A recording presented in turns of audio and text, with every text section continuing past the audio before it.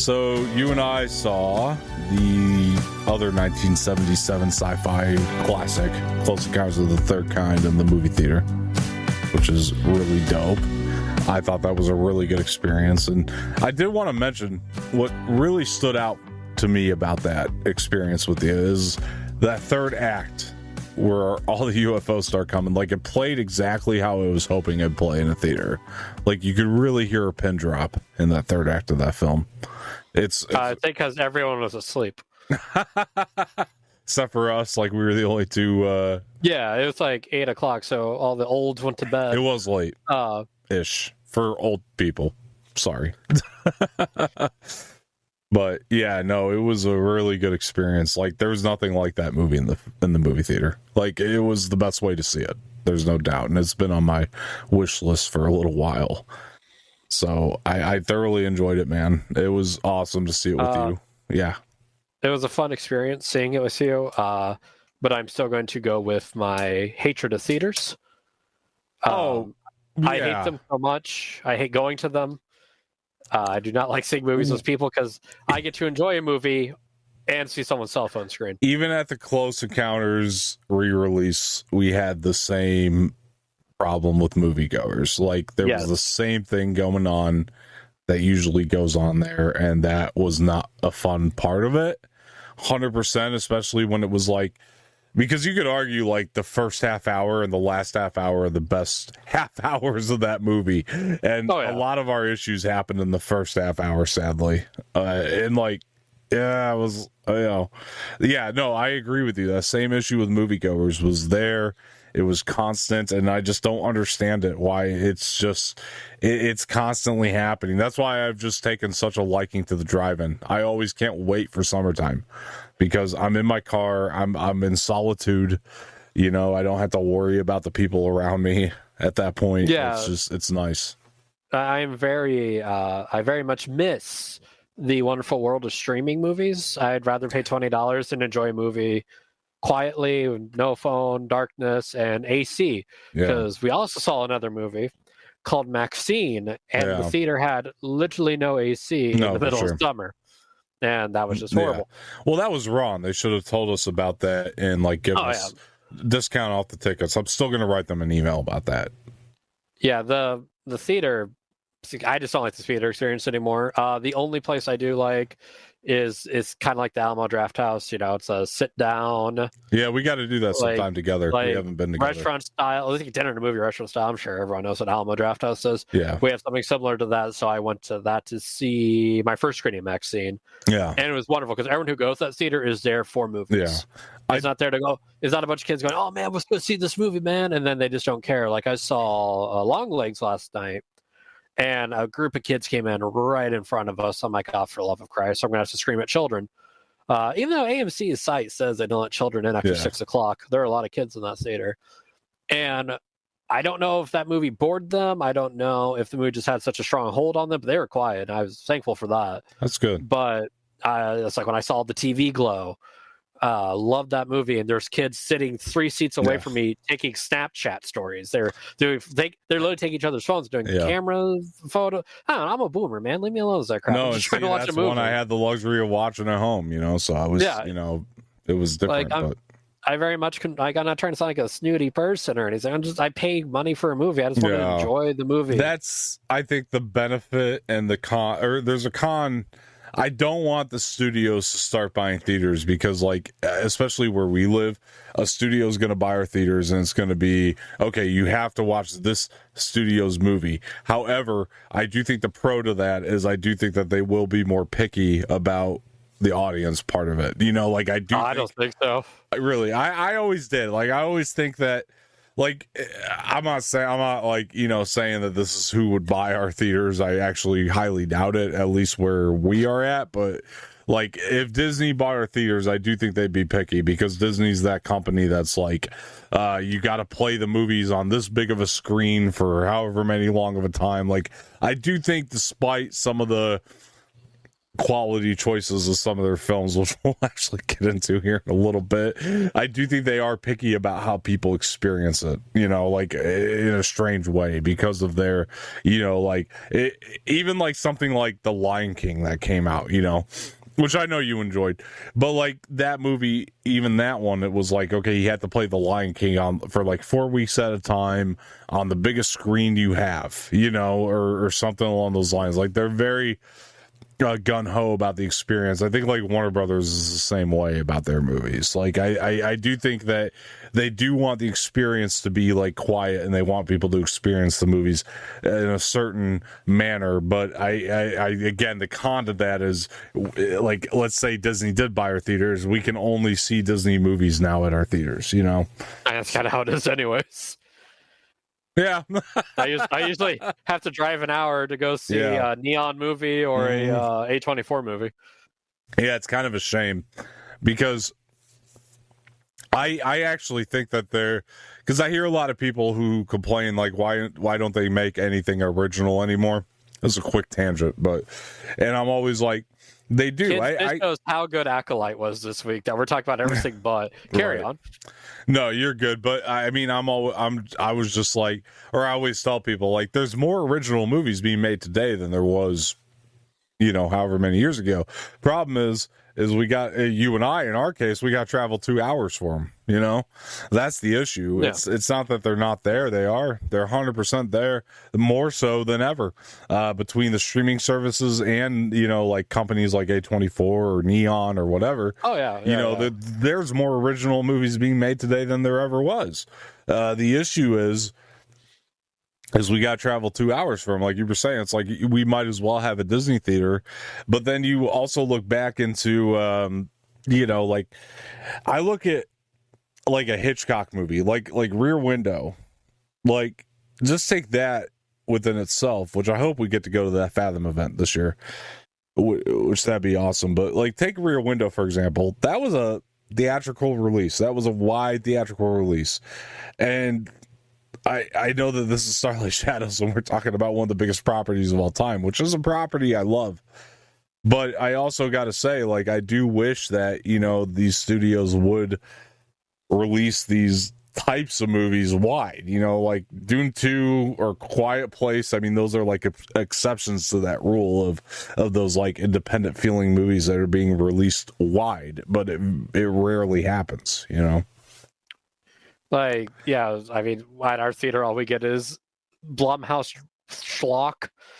Some of the Blumhouse stuff. See, the thing about Blumhouse though is like they'll go either way. Yeah. You're either gonna get a Megan, which just feels fresh and new, or you're gonna get a escape room, which is like it's Saw but in an escape room. It's like no diss to either of those, but you get the difference. You get the contrast there. Yeah. Yeah, but then again, like every time I hate going to Blumhouse movies because it brings in younger people who are just going for to hang out. But other than being an old curmudgeon, I guess I will talk about the Close Encounters. Yeah, I'm a huge alien. I'll bring it back around. God, I hate theaters. Like yeah, it was cool seeing the theaters. Obviously, it's cool to see on the big screen, but it's just that thing. It's just like, man, the quality of the theater and the type of people that are going to these movies, like they just don't care. It's like I have my own projector in my room. It's not as nice as the theaters. My screen's not as nice as the theaters. It's just a projection screen. But God, I can get that feeling at home and just enjoy it quietly, invite some friends. But it's cool. It was cool to still see it in theaters, but I hate people so much. Yeah, that I wanted that scary spider alien to show up and just spook everyone. Yeah, I think. But go ahead. I will. My hatred of theaters just keeps feeling oh man, I love this movie, but I really hate theaters. So I saw the movie with you. It's actually my second time seeing it. Third, technically, actually, because I saw it as a kid, but like you got a jelly brain when you're a kid, so I'm not going to pretend I cared about the movie until the last 2 minutes. But it is very... There's not a lot of movies now that really dive in the way that this one does to character. I mean, the way that like this movie spends a very long amount of time and in a very like it slows down and focuses on character. Like you're watching Dreyfus go through his insanity for a good amount of time in this movie, and that's kind of what I'm saying is like we don't get a lot like that now that's widely released. Now, granted, Close Encounters didn't hold up or didn't reach audiences the way that Jaws or Jurassic Park did, or E.T. even for Raiders in terms of Spielberg's films, but like it's second there. You know what I mean? Like it's still right there. Now I'm not talking about my ranking of Spielberg. I'm talking about people in general. But yeah. Anyway, go ahead. What were you? No, I'm trying to like think of like the right emotion I want to use to describe it, because it does have that nostalgic like movie magic feel without sounding, but well, it's that what people call the Amblin era, of film, which is like Spielberg and Lucas and Coppola. You know what I mean? Like, in my opinion, that's always what I consider the Amblin film era. Like, there's so like you can tell Spielberg like knew about UFO research. He put so much into it. So many different little theories that connected to this bigger story about aliens showing up and playing an 8-bit song for 2 seconds and leaving. The alien in the beginning, I think they call it the teacher. I think that's supposed to be the creature name. Mm-hmm. Is that what they call it? Do you know? So. I think you're correct. Yeah, the spider one that comes out looks terrifying, long legs. Yeah. PG movie that has something terrifying, which is refreshing. And then the cute little like chubby baby aliens come running out. So it's like it's kind of like both like if I said both encounters, you see what I did there? See what I did there, kids? No, I want to say it's kind of like I'm going to word this away. It's going to come off mean. I don't mean it this way mean. Okay. It's like if someone made Fire in the Sky for children. No, I don't think. I think I get exactly like baby's first fire in the sky. Yeah, no, but like that is like, I guess no, that really works out because like I know when. And this will kind of tie back into Star Wars because Spielberg was asked in an interview, why don't you, Lucas or Coppola, make like studio blockbusters?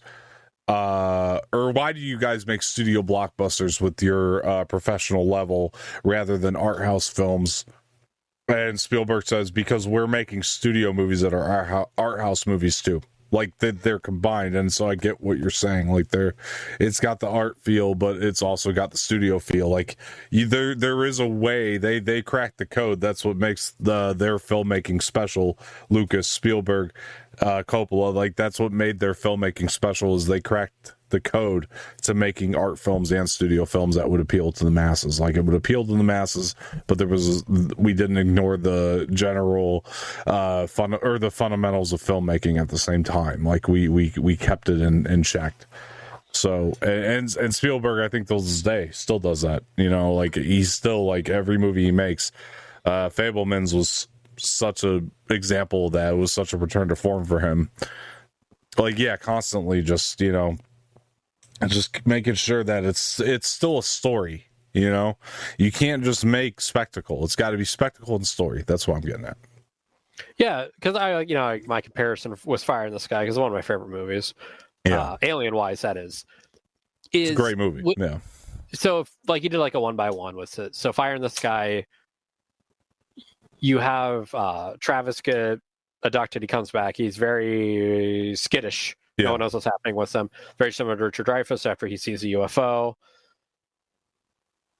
But then there is a horror element to Close Encounters because they still were abducting people. People were gone for 60 years. But it's like, the aliens, instead of doing some weird surgery, it's a needle in the eye, like in Fire in the Sky, they played a cute little tune and had chubby little aliens run around. Yay, that's kind of cute. But you think about it, like they still abducted people. Like, Richard Dreyfuss got pulled on that ship. You don't know what really is going to happen to him. Well, Jaws, not too long before that, right? I mean, you watch this kid only because I just watched it on 4th of July. It's fresh in my brain. I mean, you watch this kid get eaten by a shark, and there's blood and gore. It's like it's there in a PG film. It's all right there. Like, I think that like it's weird to me that in 2024 our definition of PG has changed entirely. Like it's so odd to me. Like Jaws would be an R now. Oh, 100%, definitely. Well, it's like Just because of blood and gore. Yeah, go ahead. The Constantine movie, because people always said, it's the smoking is what made it R. Yeah. But according to the studio, what made it R is you did any form of religious horror, it was automatically an R rating for some reason. That's why that movie's like pretty tame for an R-rated movie. It was shot to be PG-13. Well, smoking too. I mean, there's this. Well, they said that wasn't even the case. That was before that was really a big deal. Yeah. Do you know the Tom Hanks story about smoking and saving Mr. Banks? No, I've never seen it. Okay, I've never. The story of Mary Poppins, right? Right. So sorry. So, Walt Disney and Mary Poppins and that entire Inception. But saving Mr. Banks, if Tom Hanks, they had to cut away. So he was smoking a cigarette because he's playing Walt Disney. Walt Disney smoked like a chain smoker. Speaking of which, I wish I knew where my cigarettes were, but that's a different story. Anyway, Walt Disney was like a chain smoker. And so they wanted to incorporate that into the film, rightfully so. And what ended up happening was that they had to cut away. So like you can't see him smoke physically, but you see him put the cigarette out. And if they didn't do that, the MPAA was literally going to make it rated R for smoking. Yeah, it's actually kind of full circle. The Constantine TV series. Yeah, because people aren't aware of Constantine, the character. I have a huge trait of him, how much he's a chain smoker. Like, it's just a part of the character. And they didn't do it in the TV show, but what they do after a commercial break, you would see him butt out a cigarette, or you see him light, like he couldn't light it. He could pull it out, put it up to his mouth, and then it would cut away. So they did that. But yeah, the people saying it was rated R because of how much Constantine smokes in the movie. Wasn't really, it was starting to be a thing, but that wasn't the main reason. It was the religious horror, because I just looked it up. Mr. Banks came out 2013, Constantine came out 2005. Yeah. So it was a few years before they did that push, but it's a little interesting tidbit. That's how good Acolyte was, that we're talking about everything but once again. No.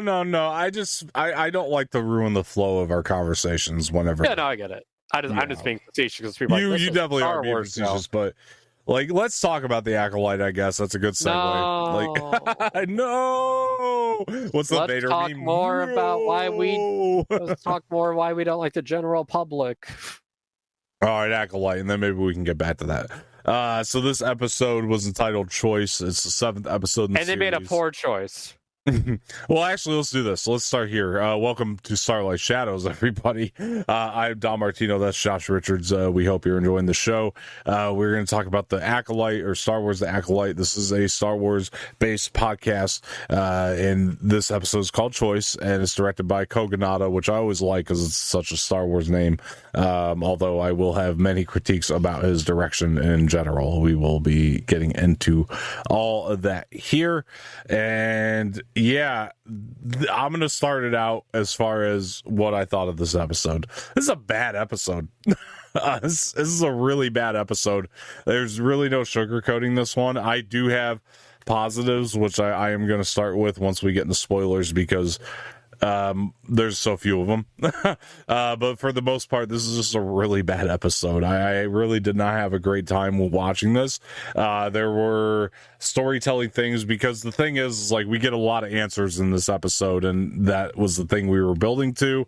And let's just say that the answers just, to me, weren't satisfying. And I'm saying this as respectfully as I can. I know that this episode has its fans, but for me, these answers were not satisfying. I thought it was a real letdown, and I think that there was a lot of opportunity to do a lot more with it, which we'll get into. And I'm saying this as a fan of the era that we're in, and we'll talk about that a little bit more too. But honestly, I am a fan of the High Republic era, and I'm a fan of what the High Republic Jedi stood for, and I'm a fan of diving into this world and trying to get people into these effing books, because there are some really good High Republic books out there. Not all of them have hit, but there's some really good ones, which I'll talk about in a little bit. But honestly, man, outside of there's really not a lot. It was shot well, but the storytelling decisions are very clunky, and I did not think the direction paid off. But Josh, I'll let you go ahead and give your overall thoughts. Yeah, so I do enjoy doing the show. I actually like doing the show quite a bit. It's a fun show. It's an easy show to do. It's just two pals chatting. I agree. I have dreaded doing this episode all week. I have just like, oh God, because this was just such a. I'm not even mad. I just thought like, oh, I'm not gonna do the angry video game. Or like, what were they thinking? I'm not gonna do that. I'm just disappointed. Like, I owe last week an apology. I said you don't need a whole episode for these characters to make these no pun intended choices. With Saul telling the story to May and Osha with stranger danger. Come on, not even chuckle for that. No, it's good. It's good. Yeah. Sorry. I was thinking of something else. I was trying to find something. Oh, yeah. No. Don't worry about it. No. But no, and then I get to this episode, and I remember I'm going to kind of give a play-by-play how it went through my head. It came on. I went, okay, we're going to see from the Jedi's point of view. Mm-hmm. And then it kept going. And I went, okay, cool. Okay, we're just getting a little backstory. Then I'll go. Then the Acolyte logo came on. Like, okay. Let's get to the show. Oh, they're doing the whole episode. They're doing almost what is like a clip show. Mm. I'm not going to break that. And someone's like, oh, no, it's not actually 60%. I'm just going to say 60%. Yeah. Or there you go. Most of the episode is footage I've already seen. On a show that is like, we celebrated. Like, oh, a 40-minute episode. Good, let's go. Yeah. And what happened? No, it was 5 minutes of new footage. It was like I watched a director's cut of a movie, like the unrated. Remember, we lived in the era of DVDs, unrated edition. Like, yo, and it's like 2 frames. That's what this is. I got the director's cut of the 3rd episode, and man, that's a tip of this terrible, disappointing iceberg. It was just evidence of why you could have really done away with the mystery aspect in the first place, and rather than, like you said, the director's cut, which I genuinely appreciate that analogy, because that's exactly how it feels. It's like, this is the director's cut, this is the rest of the cut of the episode, and like you could have just done it straight up and not had like done the pardon me bullshit of let's put episode 3 and make episode 7 mostly episode 3 and then make it more footage. Like, instead it just would have been played better if you just saved it all for 7. That would be my alternative. I would have loved questioning more, you know what I mean, and just like, let's just save it all for episode 7. And that's genuinely how I felt. That was a big storytelling flaw. Let me throw that out there first of all, but go ahead. And, it's not even so much I mind it being a flashback episode. I don't hate that idea. It was Rashomon. Rashomon's a masterpiece, and you get 3 different points of view of storytelling. Dare I say, Last Jedi did that better. Like, Last Jedi, I'm feel how you will about that movie, but that was a big inspiration for Last Jedi as well. The difference was Last Jedi did 3 different points of view of storytelling like Rashomon did, and like that is the Rashomon storytelling which directors have used time and time again, which this show, Leslie Headland, I've heard say, was very inspired by Rashomon. This just did not execute the way that Rashomon did. The difference with Rashomon is, like, when you see the story a second time, or even in like Last Jedi, it feels like it was a completely newly shot scene. You know what I mean? Like, the actors perform it differently. Everything is just changed, Like, that's the difference. Anyway, sorry, go ahead. What? You're quiet. Thank you. Look how passionate he was. Good. Well, no, I mean, like, it pissed me off. No. This episode was like, guys, I'm sorry. Like, it really was like at this storytelling, like, this new low of storytelling, that it made me mad, and it made me feel like hindsight is like 2020, and I'm looking back at the show like he turned into a cherry tomato as we talk. I'm sorry, Lord. Guys, like, this was to me, this is how I felt, and I'm not trying to be like, remember how I said I was going to be the angry one? Here you are. You're about to Jeremy Jaws. You're about to punch the camera. Well, I love Kurosawa so much. I know I love Kurosawa so much. I love it. This is what's irritating, is like, and I'm not trying to like look. let me give the biggest disclaimer of all time. Let me write down what I was about to say real quick before I forget. Carry on. Write it down. Let me just say this as a disclaimer, okay? Look, we sit here and talk about this shit. We have not made, well, Josh has made something. Let me speak for myself. I have not made shit, and I understand how hard it is to make things in general, and I've talked about the studio system and things of that nature. But, like, I understand all that, so let me, like, throw that out as my disclaimer. Look, it's very difficult to make a movie or a television show. Like, it's a miracle anything gets made at all. It really is. So kudos to these people for trying. And I do think that these performances were good, like, for the most part. And I also feel like, you know, people, like, were really trying to make things. And, like, at the end of this episode, like, we get into this, like, you have the R&B music. Like, you can tell they thought this is a banger of an episode. Like, by the time you get to the end of it, it's just not. But, like, let me be honest about this. Like, it's hard to make shit, okay? So let me throw that out there.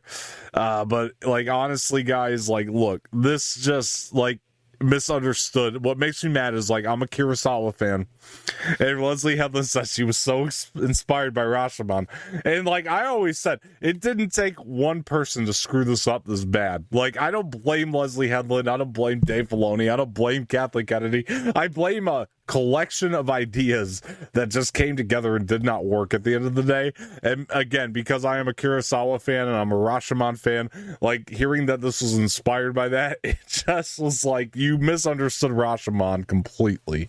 I love that film. I have a Criterion. It's a thing. But sorry, Josh, go ahead. You wrote down your points. I'll let you take it. Previously on Rashomon Shadows. So I know, I said Rashomon like 8 times, which was annoying, but yeah, go ahead. No, I don't care. It's fine. So the here, where was I? Here we go. New stuff, not old stuff. Thank you. That was my good little note there. So I don't mind flashbacks. Please don't say Rashomon. I don't mind flashbacks. I'm not anymore. I got my point away. It's out there. You got red. It was good. But you're redder than our background. All right, I'm done. I don't mind the flashbacks, but here's the thing: we could have got I got interested in the episode when then they're on the ship. I'm like, okay, maybe we'll get to see her as a Padawan and why she fell out of the Jedi Order, and maybe we'll get like a side story. Wait. Sorry, I must be missing something myself.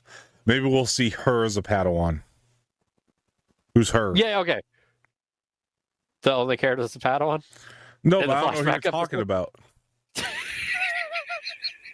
Are you talking about who's a Padawan? Osha. Jackie? Osha.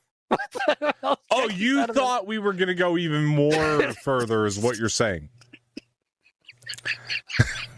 No, but I thought... Jesus Christ. I think where I got confused is Josh is that they didn't go that far. So, like, hearing your version of this, you are correct in your own right, but I'm like, I was sitting here like, who's he talking about? Osha. Okay, you'll see Osha's a Padawan. Gotcha. Please move forward. Okay, so as I was saying, old stuff versus new, or new stuff versus old stuff, a flashback where we would see, because, you know, they're getting off the planet, they're on the ship. Yes, I'm like, okay, maybe it's now I'll get a jump forward of her being a Padawan. Why she left the Jedi Order? This is Osha I'm talking about. You know, all that, and then you'll get a side B where it's stranger finding May, and you just do that story. You can kind of use that, and then the next episode, it's the last episode, so I don't do whatever you want. But I thought they were gonna do that, but no, I just got I got the credits, and I'm like, oh, cool. So the interesting part is right where it ended. Wonderful. Well, we wasted another episode.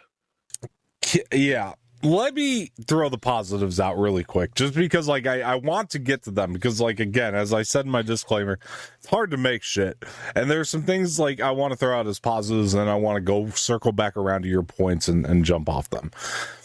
So let me talk about the positives really quick. Cool Jedi shit. Like, the action still in the show stays phenomenal. Even the slow-mo, which I think is, like, really cool. It looks good in Star Wars for some reason. Like, I would even say the slow-mo shots were good. I felt like I was happy to see the Wookiee Jedi, even though I felt like it fell a little short. of what I was hoping for. Like, when I'm thinking Wookiee Jedi, I'm like, especially in this type of conflict, because I'm thinking back to Han Solo, where it's like, it's because, droids don't pull arms out of people's sockets when they lose. Wookiees are known to do that. Like, I'm thinking, like, maybe, we would have seen a Wookiee Jedi pull some arms out of some sockets or something, like, so it felt a little short, but like, I was still happy to see the Wookiee in live action hold a lightsaber. Fine. So let's go from that. And on top of that, I thought Carrie-Anne Moss's character ended up being a huge disappointment, and there's that. Oh yeah, positives. Sorry guys, there's not very many of them. And then positively, I did like the final line of the show, where Soul said, May started a fire. I kind of laughed, but I was like, okay, I think that was sort of intended, the laughter of that, because the only reason I laughed is because I'm thinking, like, he didn't start the fire. But other than that, like, I was just thinking, like, okay, like, Soul is being shorthanded. Would have been a great final line of the episode had we built to it better. And I do think Lee Jung-jae's performance was good again, despite the fact that I'm just no longer a fan of that character. He didn't do much to complement the character. I don't know if that was on purpose or not. Anyway, Josh, going back to your point, seeing Osha as the Padawan and all that, your alternatives just would have been better. That's the best thing I could say for you. You know what I mean? Is I just like, I really enjoy your alternatives, and it just dives right back into what I was saying, where I was like, I don't mind flashback episodes. You know what I mean? Like, that's fine, but you have to show us something new. Like 40% of this episode was things we'd already seen. It's like, yay, 40-minute episode, but there's a caveat. Most of that shit you've already seen, So that's where I'm at. Anyway, do you want to jump off of any of that, or? Oh boy, God, I know we're still talking about this episode, huh? Okay, we're in it. Well, I tried to throw the positives out there, which there's not too many. I really can't. Like, I'm sure there, your positives are valid, I suppose, but I'm just so let down. I just don't care. Like, no, it's one of those things where it's like the positives are overshadowed by the negatives. Because even like the Wookiee situation, sadly, like, oh, we got to see him in action. Exactly, that's what I'm saying. But then that led to more questions. Right. Like, why is old boy then like in exile? Why is he taking a vow? What happened then? Because are we gonna let's just address the dumb in the room? Thank you very much. Yeah, I agree with you. Hang on though, because you brought up a point I didn't even think of. When you think back on the whole thing, why is Torben and Kalnaka, why are they like exiled over it? You know what I mean? Like, it's like, don't get me wrong, it was some pretty bad shit, and the shit that was done was super stupid, because when you think about like what Soul ended up ultimately doing, that's what I was about to say. Like, let's address the dumb in the room. Is that like stupid? But like, it wasn't enough to go into hiding over it. Like, it's not y'all's fault. It was obviously Soul's fault. Why are you guys? Like, the only thing that I guess you could have PTSD over getting jumped by a Wookiee, but it's like, man, fuck off. Hang on. PTSD my ass. Fucking Torben. Sorry for the F-bombs, folks, because we usually don't do a ton of them on here. But Torben is like in hiding. Oh, I'm so sorry, May. And it's like, okay, let me jump back to Torben for a second. Let's analyze this character really quick, because hang on. Because Torben gets his mind invaded, right, by Jodie Turner-Smith, which by the way, I gotta say, visually was a cool thing. But then the problem with that was, like, she invades his mind and she's like, what do you really want? I want to go home. As if he's not like all into his Jedi shit. Because like when you see the 5 witches like shooting at him with bow and arrows, like what do you see in Torben do? You're seeing him like deflecting with the lightsaber, like better than fucking Obi-Wan Kenobi skill level, right? And you're sitting there like, what the hell, man? Like, you are so like freaking into the Jedi shit. Why 5 minutes ago were you like, I want to go home? Like, it makes no sense. Why? And then this happens, and then you just like, oh, I'm gonna go in exile, and I'm so sorry, May. Just shut the hell up. Like, you are the worst Jedi I've ever seen. Sorry, go ahead, Josh. Okay. You had a point about. Sorry, I just thought about, like, you were talking about PTSD, and I'm like, PTSD my ass. As far as like some of these people go, you did what you did. Like, you had a choice, you know? Am I wrong? I wasn't even agreeing. I was just okay. I'm trying to remember my original point. You were talking about PTSD, and I felt like I stepped on it, and I'm sorry, but I had to correct that really quick because I'm sitting here like... I was saying I couldn't see... I was trying to be like devil's advocate about... I guess. No, you were trying to be nice. Yeah, but I was about to say how dumb it was, but you came in like a Wookiee. Sorry. Jesus. Jesus. But... Oh, Lord. I heard PTSD and it made me upset because I was like, why do they have PTSD? Everybody except for Soul. Why would they have like genuine like PTSD? Soul's too dumb to know he's upset. Like, was the bug foreshadowing? Because he's like, I got this, and immediately killed the bug. Was that foreshadowing to what he did on the planet? Like, it was like, oh, you know what? That's right. He did it. That's right. He didn't yell, "I got this," when she turned into a spooky vapor for some reason. A little left up about this though, seriously, because like I was so nice about the show up until this point. It's like, yeah, I was too. I wasn't defending him. I was giving it like and let me throw out there, episode 3, an episode we were both happy with. Like when other people were, like you and I were both like, episode 3, that first flashback was actually pretty solid. Like it was a good, like solid episode. Like it gave us explanation for a lot.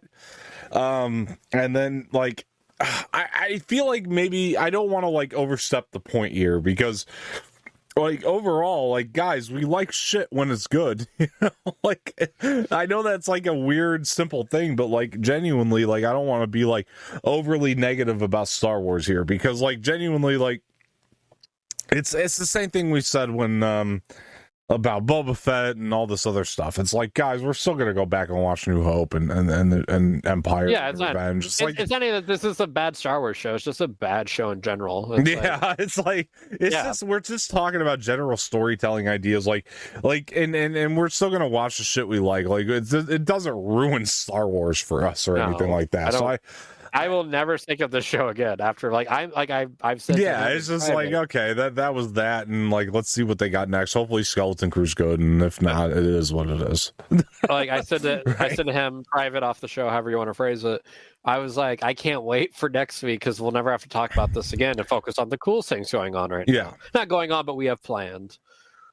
Like that is like I'm just like, all right, let's get this last episode out so I can just. It's gone. I just didn't want to lose the point, I guess, is my, like, I didn't want to lose the focus on, like, we're still Star Wars fans, guys. Like, it's not like, Star Wars is nothing like that. We're just sitting here, like, critiquing the storytelling as we do.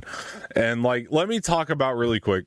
Let me run back. Sorry, because you just kind of got a little ahead there, but, like, I did want to run back really quick because I wanted to talk about the beginning of the episode. You got all these Jedi with metal detectors trying to find divergence in the Force. Metal detectors, first of all, one of the dumbest things I've ever seen. It's not actual metal detectors. I understand they're Force detectors, but that's dumb too. No, that's really cool. Actually, I like that a lot. I'm glad you enjoyed that aspect. I did not. It reminded me of when my grandpa was metal detecting when I was younger. Oh, good. And I'm like, hey, this is just as boring, even when Jedi's do I'm happy you got that out of your... And again, this episode has its fans. More power to you. Who? I've seen a lot of people online. I'm not going to call them by name. Well, yeah, I don't think you're like, well, actually, no. I just like I haven't seen anything positive. I can tell you off air for sure, but I'm not going to tell you who online. But I will tell you that it does have its fans, and more power to them, man. I'm not trying to take away anybody's enjoyment of this. That's great, man. I'm envious. This morning you said I'm going to take away everyone's enjoyment. You said at last my revenge. I did not, but anyway, you did have the text messages. Ask me and I can email it to you. I would love that. But I did not say that. Anyway, let me go ahead and talk about this beginning here, because we're out here on this planet. We're looking for vergences, right, of the Force, and that's okay. I'm actually like how, you know, it's like you're like, oh, right. I don't know, because they don't really explain it. So I guess. right. Yeah, exactly. So, I mean, like, once they got to that where they were talking about we're looking for vergences, okay, fine. And also, as a High Republic book reader, I was happy to acknowledge the Great Disaster. Josh, you might not know what that is, but... What's it called? No, that's just the name of the show, isn't it? This one? Possibly. Anyway, so they acknowledged the Great Disaster, and I was like, okay, that's great. For High Republic fans, you'd really understand that.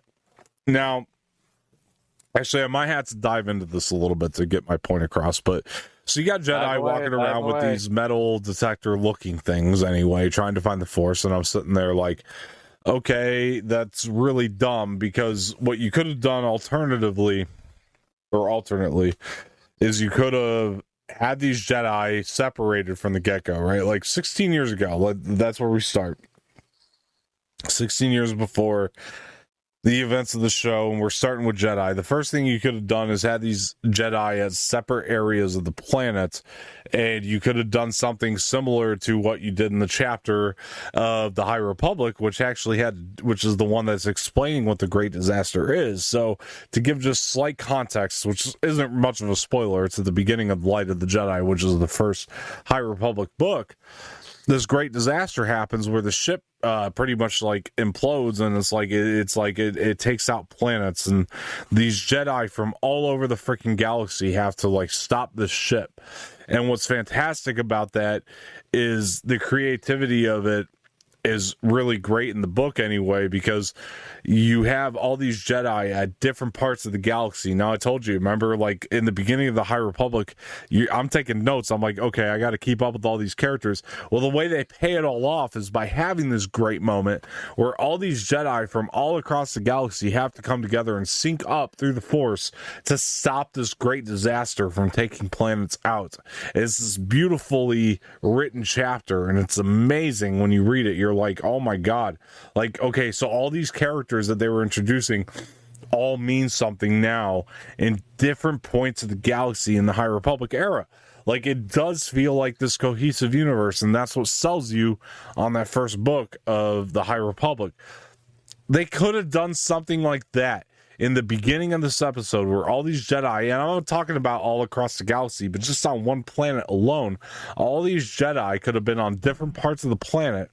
One of them could have sensed a vergence and then contacted the other Jedi through the Force, and in which it would have sank up.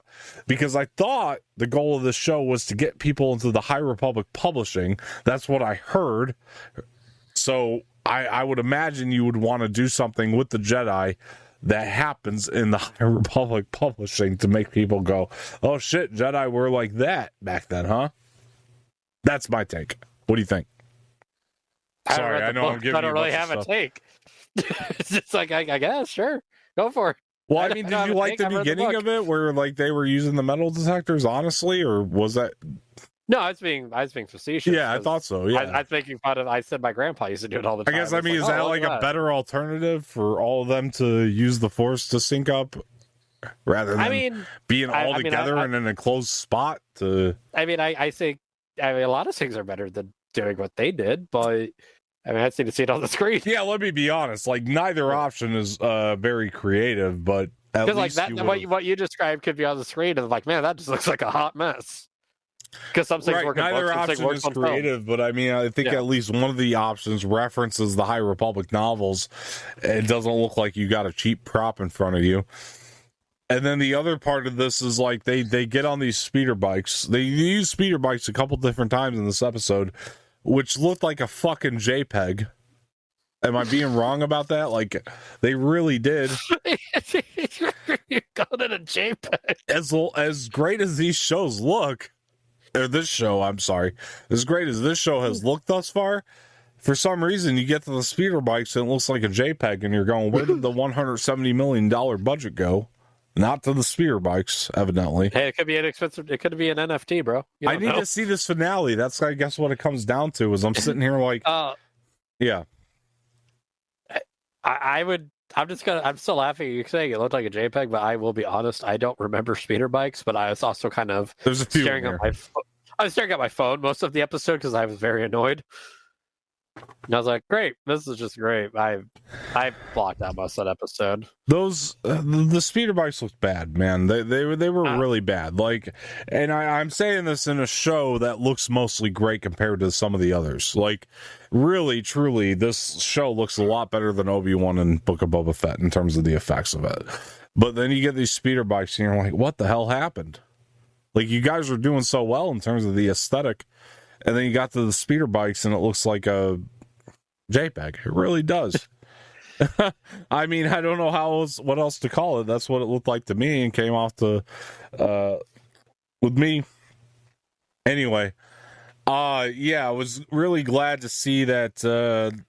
Again, like you look at 3 and this one combined, like the whole thing's a rip off of The Good Son. You know, you got two kids living together. One's just shittier than the other.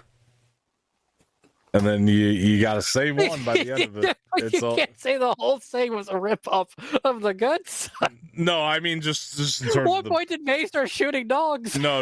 In terms of the backstory part of it, like it felt like a rip-off of The Good Son to me. Because you're sitting there like, all right, save one, save the other, you know, and then like it's just the overall the broad strokes. The broad strokes of The Good Son, because you're sitting there like, okay, like, you know, May is one shittier than the other. You know, one kid is just like, I wish it was The Good Son. Oh, I didn't say they ripped the quality out of The Good Son. I'm just saying they got the broad strokes and were like, all right, that's good. Slap it into the backstory of May and Osha. Like, that's just the broad strokes of it. And it was just, it was crazy. Like, seriously, was it not crazy? Like, especially like, and what's funny is like we saw part of this in episode 3, but seeing it again this way was like, oh man, they really did just take the broad strokes of The Good Son and just slap it onto this a little bit. Like, I mean, I guess kinda. I mean, for those of you who have seen the movie, I mean, I don't know. I guess kind of when I was watching, I was like, man, this is literally The Good Son. I was just more of, I did when he caught her from the cliff. That was immediately when I thought of The Good Son. Dude, I thought of a video game like A to save this character, B to save this character. No, that meme is hilarious, and I saw that too, and I'm like, wow, that's so true as well. But no, when he was grabbing her from the cliff, my first thought was Good Son. Like, I was like, oh no. So it just got interesting. It was like, okay, this is really weird, and it feels gimmicky. Let's talk about the epicness per se. Actually, before we get there, can I talk about the worst editing in this episode that was done? Because there's a huge editing issue. Saul is climbing up the house because he's about to break and enter. Another one of my big issues. This is all relying on the fact that Saul broke and entered into a home. What the fuck? Well, that's why what's his name so upset. B&E is a crime, Dom. What's his name? You know, the one guy who's like, I hate to say the PTSD word again. He might start screaming at All right, I'm going to talk about my editing issue and then actually help me out because I feel like I'm ranting and you're playing a video game over there. But like, I'm not playing video, bro. I'm trying to keep up with this trail of thought. I'm like, oh, what on this? He's like, I was like, all right, fine. I'm a little upset about this storytelling. I'm sorry. What can I say? Look, man, at the end of the day, let me talk about the worst editing choice. You might agree, you might not. I don't know. You watched the episode one time. I had to watch it multiple times. But no one made you, brother. Nobody made me, but I do it because I love y'all and I want to do this show right? So Saul is committing the B&E, the breaking and entering. Yes. So he's climbing up the house, and then there's a quick shot of him climbing up a mountain. Like he's Tom Cruise in Mission Impossible 2. And then it's quick. And then it just cuts right back to him in the house. It is the worst editing decision across this whole season. But you know what it's not? Go ahead. The worst decision this whole season. What? The Generals is not the worst decision. Oh, what's yours then? Oh God.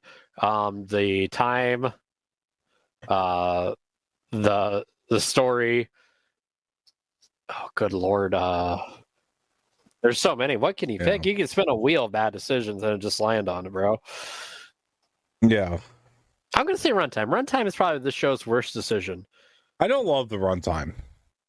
It doesn't work. You especially in hindsight. Yeah. So I'm going to see if I supposedly you've seen this multiple times, so you probably will know better than me. So they were saying that May and Osha are of the same conscious. So they're part people split into two. By the way, that's the weird shit I'm looking for personally. But that's the thing. Like, that's like, okay, that's interesting. But yeah, they don't explain it. But you have to execute it right. Yeah. And we have one finale left where I don't feel like it's going to be executed. Is it because she's a person referring to May? Is that why she's so wishy-washy? Is this a Sausage Party sequel? Sorry, it popped up on my IMDb. He accused me of playing a video game. I'm trying to break up a point. This man accused me of trying to play a video game. He's like, there's a Sausage Party sequel. It was an ad on Amazon Prime. Did Rogan do Amazon it? Prime. Yeah, everyone's back. Oh, wow. Shit. I'll check it out. All right, go ahead. Yeah. Funny movie. I'm trying to remember. I haven't seen it. So May and Osha are unconscious. They're split into two. Yeah. So is that why May's so wishy-washy? Because she has like a fractured mind? Like, I wish they would explain that. Yeah. Then that could fix so many issues, but nobody executed that. Yeah, you're right. If they executed it the way I was saying, do flashback of stuff I haven't seen already. Yeah. Like you could have had all the Jedi points of view in that episode and just left out the stuff we already know because we've already seen that scene.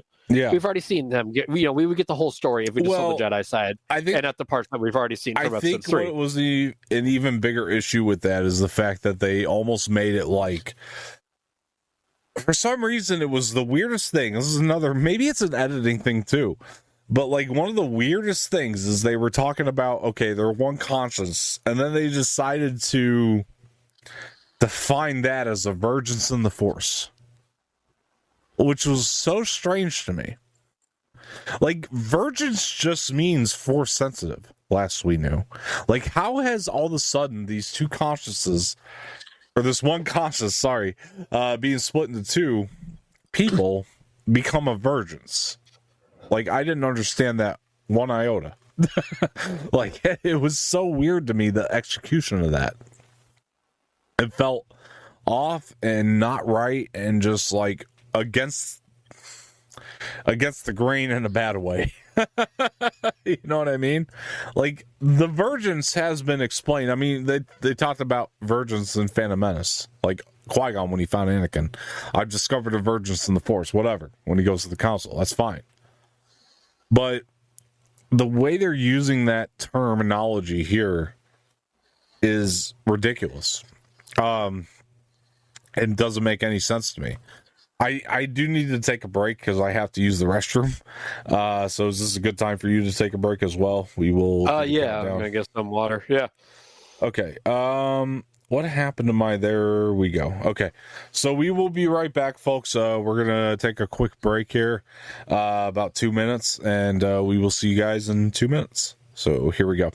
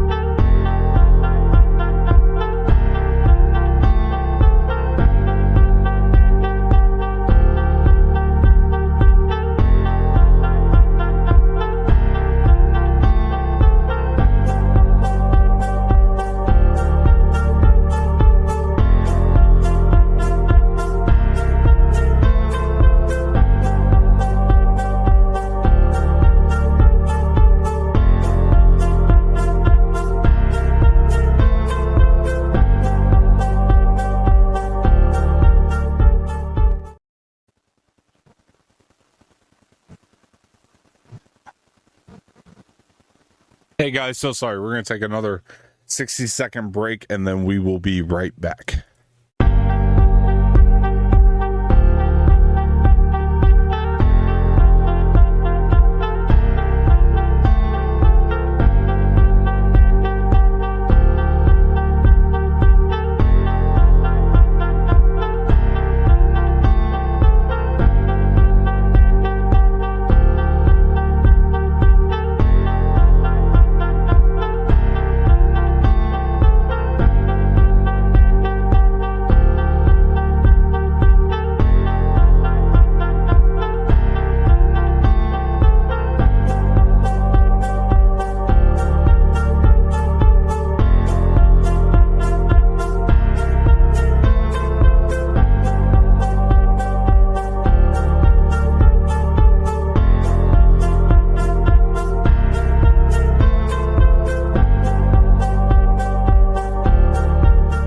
I said Star Wars is a vast galaxy. Once you get into that sandbox, it's a big sandbox once you come to play in it. But it's still a sandbox and it has to have parameters. And I'm just like not understanding like the rules or the stakes of the witches because it seems like they could do whatever the hell they want, you know? And they did no effort to set that up. Oh, you mean like her turning into mist and us not really knowing all why? Of that, just anything with the witches. There were no parameters, which means there's like it feels like there's no stakes. When you don't have parameters, you don't have stakes. Good ideas. There's good ideas in the whole show. They're just poorly executed, and that's the thing. There's no development. There's no. I was trying to think of the word for it. You know, it's payoff really too. Like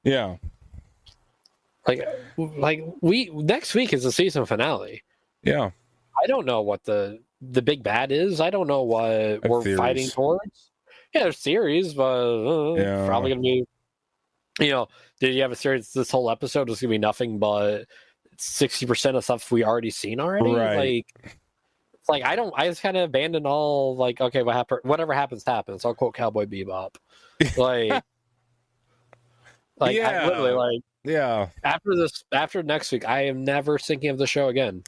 Like the magic feels so stupid to the point where it's just like it is what it is. So like they could just do anything, and it doesn't matter. Like I think I talked to you prior about it, but it's like Jesus. Chimera can come out next week because the magic is so stupid and just say, "Oh hey, I've been Mother Corliss this whole time." If you wanted to. You know, because there's no rules. Why not? Yeah. At this point, you know, I hope that's not the case. And I have a theory. I'm going to talk to you about it here in a little bit. But, and this would be the one thing that might actually like fix it to a small degree. It wouldn't really fix it, but like it's the best way too. But anyway, we'll talk about all that once we're done here with the episode part of it.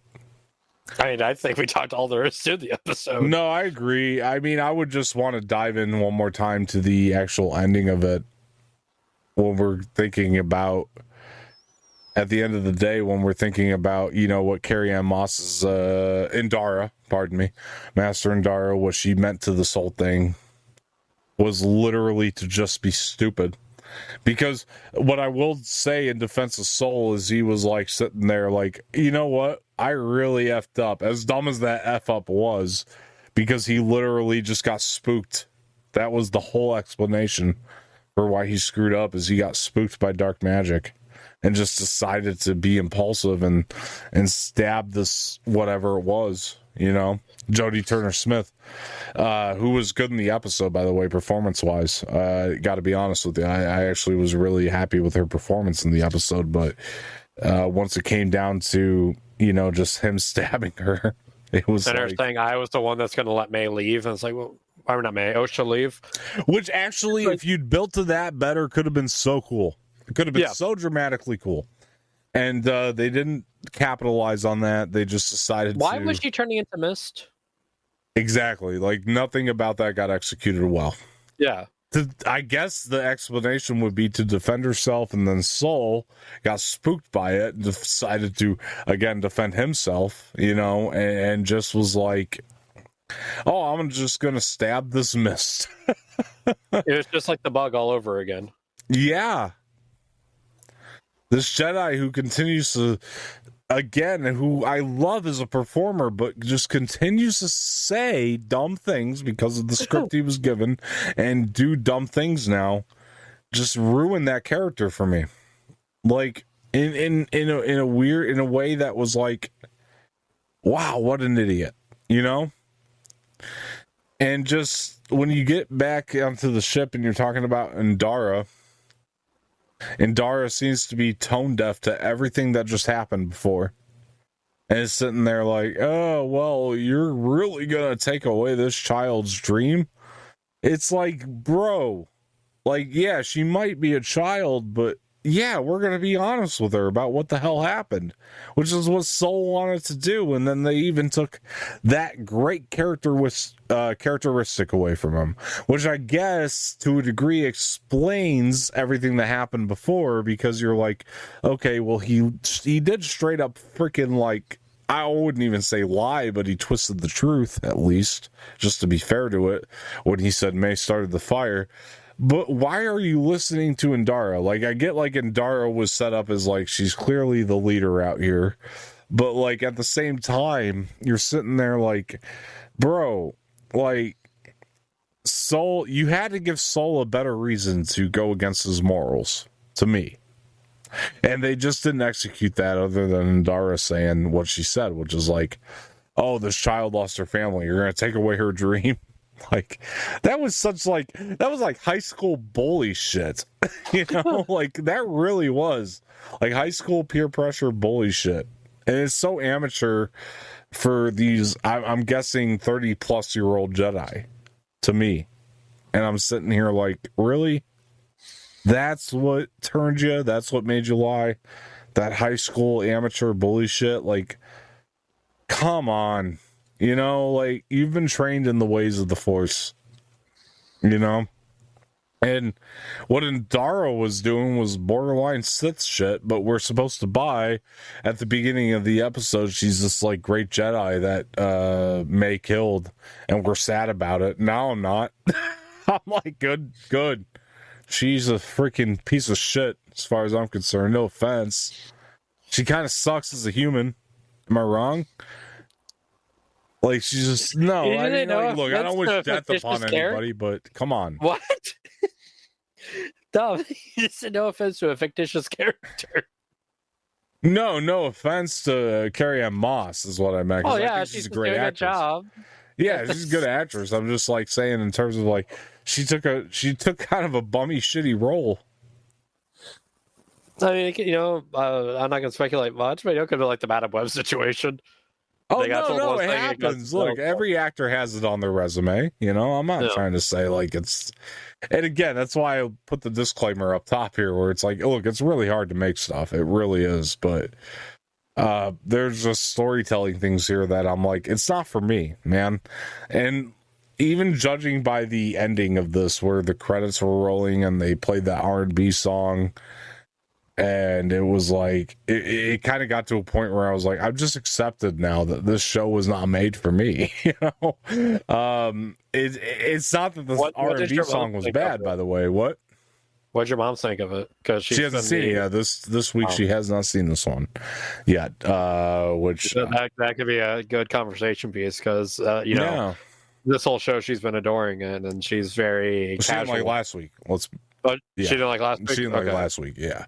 But this one she hasn't seen yet. I am interested to see if this is one she enjoys or not. You know, and granted, again, and I madly respect anybody who was a fan of this, because I want to love all the Star Wars I watch. That would be ideal.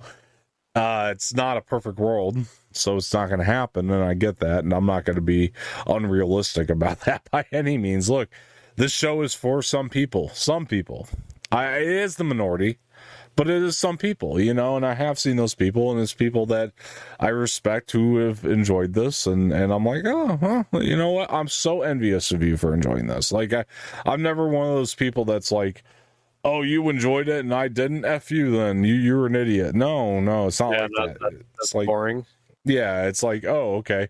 Let me hear your perspective, and I've heard other people's perspective, and it sounds like the things that other people have enjoyed about this are just things that just aren't for me, you know. And I'm just like, that's cool. It's not for me, And yeah, at the end of the day, man, it's like, they tried. I do think it's messy, and I do think, like, just knowing how film kind of works in a way, like, I do think that a lot of people got their hands in on this, and a lot of cooks got in the kitchen, and I think a lot of things got screwed up. If you like the screwed up product that was given, that's great, because they screwed it up for you. But for me, I'm sitting here like, I feel like this was pitched as the Rise of the Sith. And I have theories still. I don't have hope in these theories, but I have theories of how they could move beyond this, which is really interesting. I think we're kind of down with the episode. We're done with the episode, yeah, we can get into it. Yeah, what are your theories? So let me talk about my day. That got me thinking a little bit. Okay. I read the End of Thrawn Alliances, my second read, which I thought was actually a really good refresher, because a lot of that last part of the book was about cortosis, which has been included in this show. And it was about a cortosis mine. And I started reading Plagueis again, which actually ended up being a better pairing than I thought it was going to be, because the beginning of Plagueis also has to do with a cortosis mine.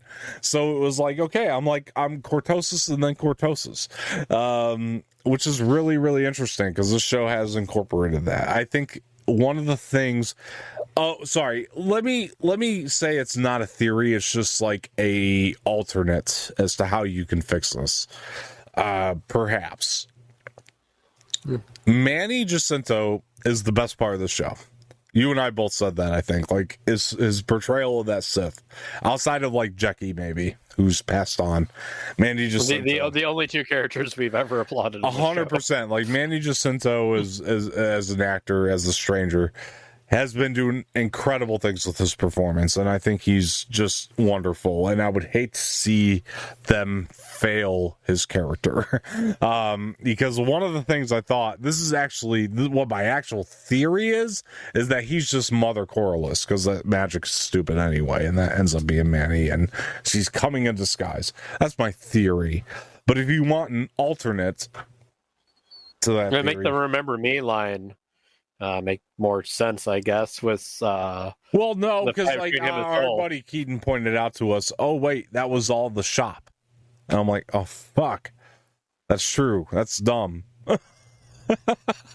When they met him in the shop, I think that was like, you don't remember me. I think that was all the shop. Come to think of it. Which on one end makes me feel better. On the other hand, it's like, oh man, I just forgot all about the shop. Which just is like, it proves like how forgettable a lot of these episodes were. So that's the flaw of it. If you really wanted to make this cool, make Manny Plagueis. That's all I would say. Oh, that's if you wanted to. You make Manny Plagueis like not his form. You change. Oh, like form. he's a. Okay. Yeah, like same thing I had about Mother Corliss. Like if he was Mother Corliss the whole time, taking a certain form, if it was Plagueis, or even I'll stretch it and say Tenebris, just from reading the first chapter of the book. It would actually make me feel as a Star Wars fan that they're cherry picking from Legends a little bit. And then B, you won't have a very good finale, but you'll at least make me go, okay, I want to see season 2. That's where I would be with it. And if you can get me there, as we said, I think even last week, if you can get me to a point where I'm like, okay, I want to see where it goes, you're good with me. And I think a lot of other people too. Like if you can if you could finally bring in Plagueis or Tenebris, you're good with a lot of people, just as a cliffhanger. But best believe you're going to approach it differently in season 2, or you better, because this ain't working, whatever you tried to do here in season 1. It just ain't working, And I know Leslie Headland is a fan of Legends. I know she's a fan of that shit. I know it. I've heard her talk about it. She seems very educated on the subject of the Legends novels. Plagueis or Tenebris, if it turns out that, like, and again, not in his actual form as we've seen him, but if it turns out like a Vecna situation, a little bit, it's Stranger, to reference Stranger Things.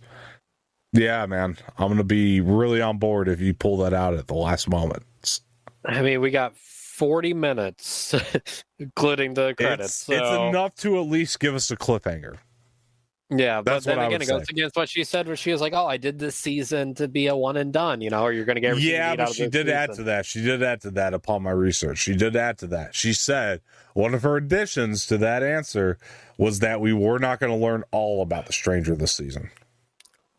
So, which I think is dumb, but because if you'd fleshed out every episode better, we would have had more backstory for them, and it would have bettered the chances of you getting a second season. Oh, and people just people being on board, you getting a second season.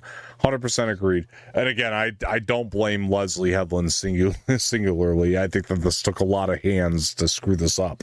I really do. She is the critically acclaimed showrunner of Russian Doll. Now, granted, everybody has a bad day at the office, but I don't feel like, I've heard this woman speak. I mean, she is so educated on canon, Legends, the High Republic era, which is part of canon, but you know what I mean? Like, she knows what she's talking about when it comes to Star Wars. I've heard her talk about it. People can bitch about Leslie Headland all they want. I listened to her at Star Wars Celebration last year, which was really refreshing, actually, because she actually did speak as somebody who's actually read up on a lot of the novelizations, a lot of the publishing, again, between Legends and canon, and a lot of these creators come in and don't sound that way. So I don't know. I do think a lot of hands got involved. That's my theory on the behind the scenes of it, but I also think that it would be the one way to somewhat save it, is just to give us that cliffhanger. Get us there. Just get us there. I'm trying to, I can't think of an example, but I feel like I have watched a show where the first season wasn't so strong, but it got better. There is a thing we did not talk about last week's episode that could feed into your Plagueis theory. The cortosis? No. Sorry, go ahead. He says to Osha, "I'm older than I appear." Mm-hmm. Yeah. Which, I mean, how old is the actor that plays Stranger? Manny's young, I think. He looks around her. Yeah. Our age, I would say. Stranger.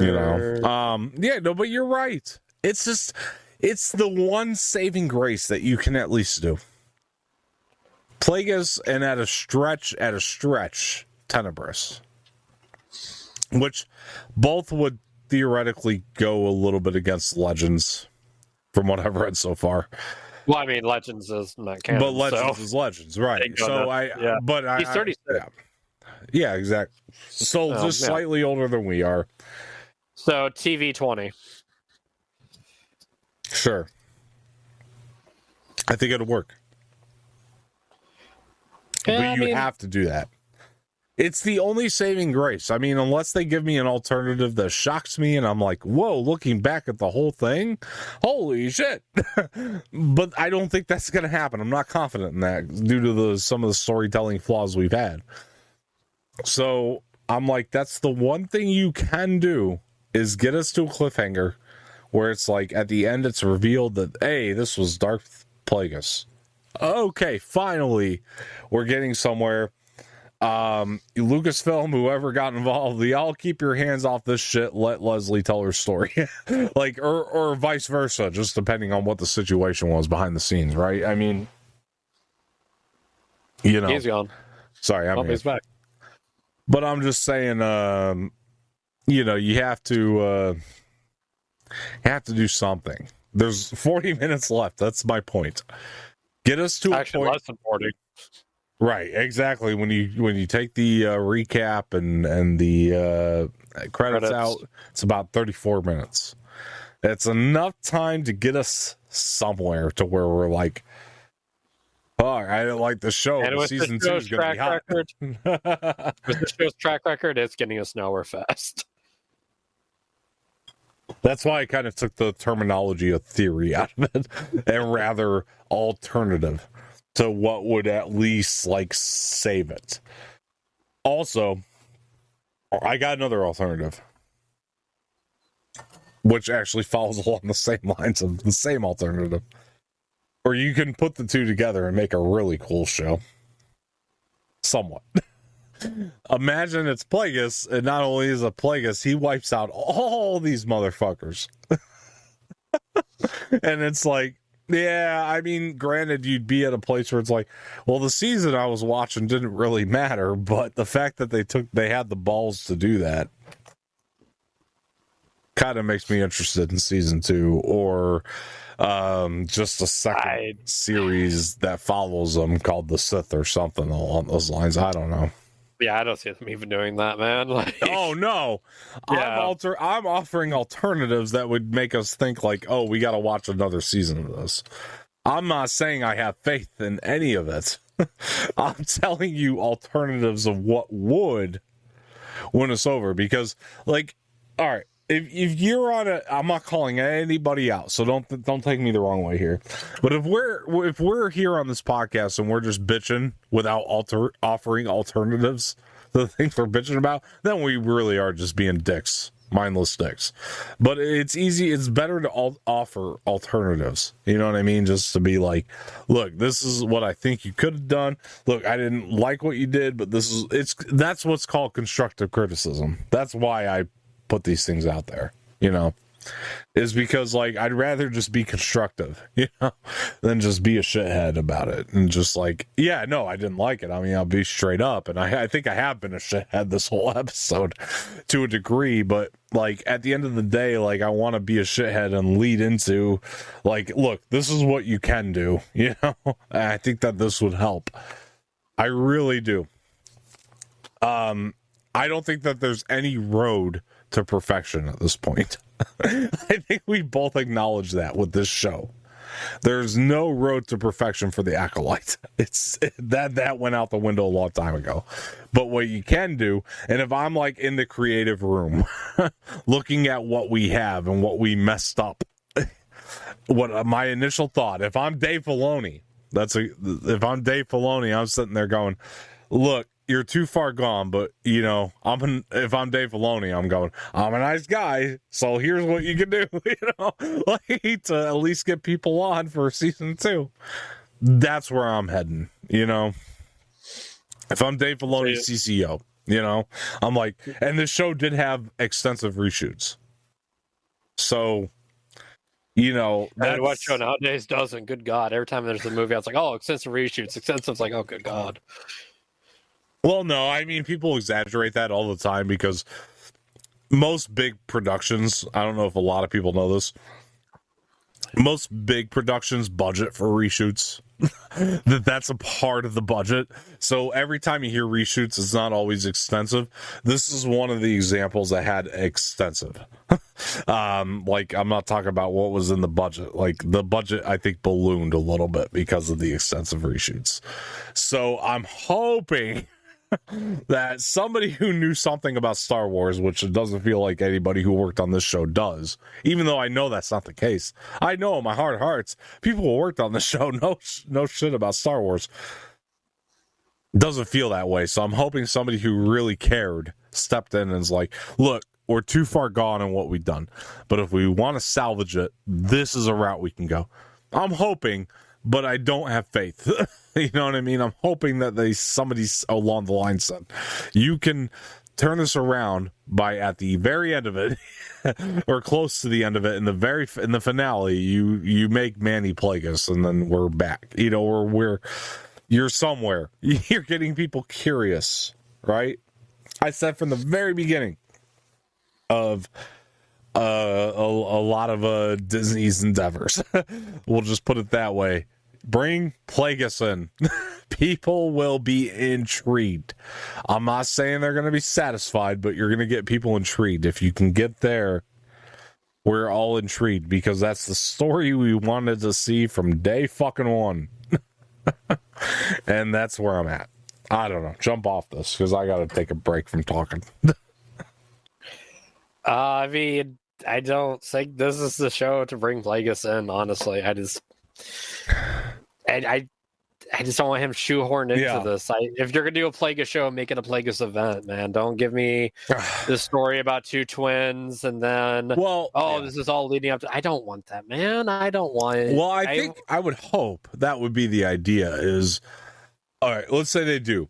Let's say they do bring Plagueis in, right? Oh, man, he's been Plagueis the whole time. He shapeshifts and he rechanges his form of who he is, which is incredibly stupid, but let's just pretend like that's the case. He's not Mephisto, man. Like, right, but let's pretend for a second. Like, or how about this? Let me go your way. Let's pretend that doesn't happen. Okay? We're 100 years before the Phantom Menace, man. We're running out of time to get to Plagueis. Yeah, you can still do a Plagueis story. It doesn't have to be attached to this. Like, you could... Okay. All right. So then okay. I agree with you. So let's go the other way. You get to the ending, not ending, but the finale. And somewhere in the finale, hopefully sooner rather than later, you introduce that Manny as Plagueis, right? Like, let's pretend that that's the case. Or... let's pretend Manny is a Plagueis. Let's pretend Plagueis comes in and kills everybody. I don't know. That'd be fucking awesome, but I don't think it's going to happen. But let's pretend. I think the most you'll get is a name drop. Fine. Like they did Thrawn.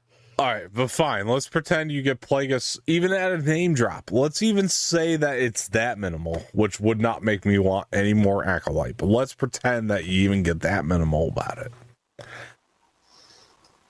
What the move is to then... because people are going to be like, you know what? I hated that episode because this show was structured poorly, but I love that they name drop Plagueis. Like, you're at least going to have it in people's heads whether they want to admit it or not. They're just going to love the fact that, I'll admit it, I'm going to love the fan service of that because we're 100 years prior than Phantom Menace. I'll be the one to admit that, and everybody else is going to be thinking it without admitting it. But the fact is, Plagueis at a name drop. Let's even pretend that's the minimal they go. The fact of the matter is, there's a move where you can make a different show to spin this off. At the very least, with Plagueis. Yeah, you could use this as a launching point, but I don't want Plagueis to be Acolyte Season 2. It's kind of what I'm saying. Like, that's what I'm saying. Give him his own thing. That's what I'm saying, but a different show. Yeah, like they did with this show to tee up a different show. Dude, like... look, they know they fucked up. Let me be very candid about that. They know that this show isn't working. You know, I feel that way anyway. They're not going to make a season 2. Like, unless they have something like stellar. You know, I'll even go one step further. By the way, I do know fans of the show, and I love y'all. You know, you guys are great for loving the show. Like, if you see something I don't, that's everything's subjective. But let me even go one step further. Skeleton Crew. If you, Lucasfilm, have an inkling that you're going to get a similar reaction to what you did with Acolyte, take it out, put Andor Season 2 in. I'm not kidding about that. Like, take Skeleton Crew out. Andor Season 2 is done. Put that in. Forget Skeleton Crew. Take it out of the running. Go fix it up. You know what I mean? Do you agree with that? Or they haven't even an inkling that show's going to suck? Yeah, but then, like, don't rush Andor, man. Let Andor cook. No, Andor's done. Though it's been done. They pushed it to 2025, which it gives me, you know what I mean? I don't believe this necessarily, but it gives me the fear that they're like, okay, let's put the rest of our shit in 2024 and give them Andor in 2025 as a win. Let's make 2025 the year we win and put the rest of our shit in 2024. You know what I mean? But I'm telling you right now, That's not the move. And I don't think Skeleton Crew is going to be shit. By the way, I love Goonies in Space. That's a cool pitch, and I love John Watts. I think he's a great creator. But if you have an inkling that Skeleton Crew ended up in a similar spot that Andor did, trade him. Put Andor in December, because I know it's done. It's been done. It's been wrapped for a minute now. They pushed it for whatever fucking reason. Put Andor in December, and then fix Skeleton Crew. Do reshoots or whatever you got to do. Put the funding toward it, like Marvel just did with Captain America, apparently. So they say. And just make it good, and then let us have Andor. You know, that's the move. From a business perspective, that's what I would say. What do you think? I mean, sure, go for it if it's done. Andor's supposedly done. That's what I've been hearing for a while. Is Skeleton Crew even done? What's that? Is Skeleton Crew even done? That we don't know. See, that there you go. Like, Skeleton Crew is another one of those that I feel like went through extensive reshoots. So it's scary.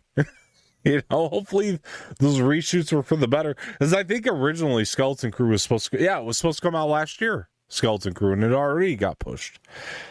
Now, that's what I'm saying. If you have an inkling that Skeleton Crew is not good, still push it. Put Andor back in its spot, you know. Everything got pushed. Part of that was, granted, the writers and actors strike, you know. Part of it. Small part of it. But Skeleton Crew did get pushed. I mean, Skeleton Crew was a last year show. And for some reason, they pushed it till December. I'm hoping that move was done because they knew it wasn't good and they fixed it. You know, they put the resources toward it to where we didn't have JPEGs all over that show. You know? I don't know. I have faith because of John Watts, and Jude Law is a great actor. And Goonies in Space. It's a good pitch. It really is a good pitch, especially if you do it on the different galaxy, which is Peridia, you know, or start it there at least. And like, let's say they start on Peridia and then they move to the next galaxy where Thrawn is, and like that could be very cool.